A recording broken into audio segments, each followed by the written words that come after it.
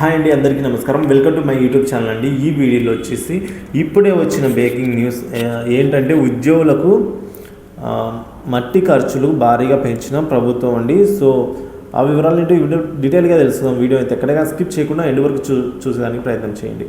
RTC ఉద్యోగులకు మట్టి ఖర్చుకు పెంపునకు అంగీకారం అయితే తెలిపిందండి EU.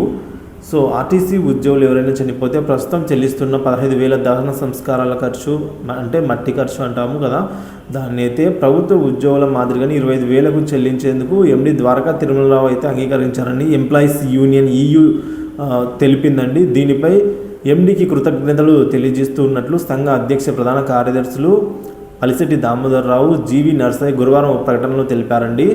ఇక రెండవ ఇంపార్టెంట్ న్యూస్ చూసుకున్నట్లయితే పోస్టల్ బ్యాలెట్ అవకాశం ఇవ్వాలి అని అయితే NMUA అయితే కోరడం జరిగిందండి.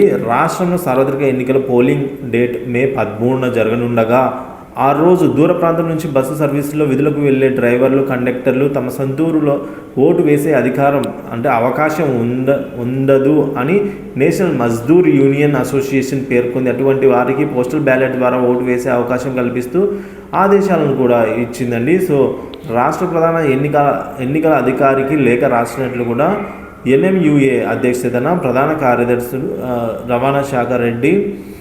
రమణారెడ్డి అండి, ప్రధాన కార్యదర్శులు రమణారెడ్డి, శ్రీనివాసరావు ప్రకటనలో తెలిపారు. సో ఆర్టీసీ ఉద్యోగులకు సంబంధించిన 2 గుడ్ న్యూస్లు అయితే ఇవే అండి. మొదటిది 25,000 రూపాయలు మట్టి ఖర్చులకు, రెండోది పోస్టల్ బ్యాలెట్ అంటే ఎక్కడైతే డ్రైవర్స్ వేరే చోట ఉన్నారో వారి కోసం అయితే పోస్టల్ బ్యాలెట్ ద్వారా ఓటు వేసే అవకాశాన్ని కల్పించడం. ఇదండి వీడియో నచ్చినట్లయితే లైక్ చేయండి, తోటి ఎంప్లాయీ మిత్రులతో అయితే షేర్ చేయండి. Thank you for watching this video.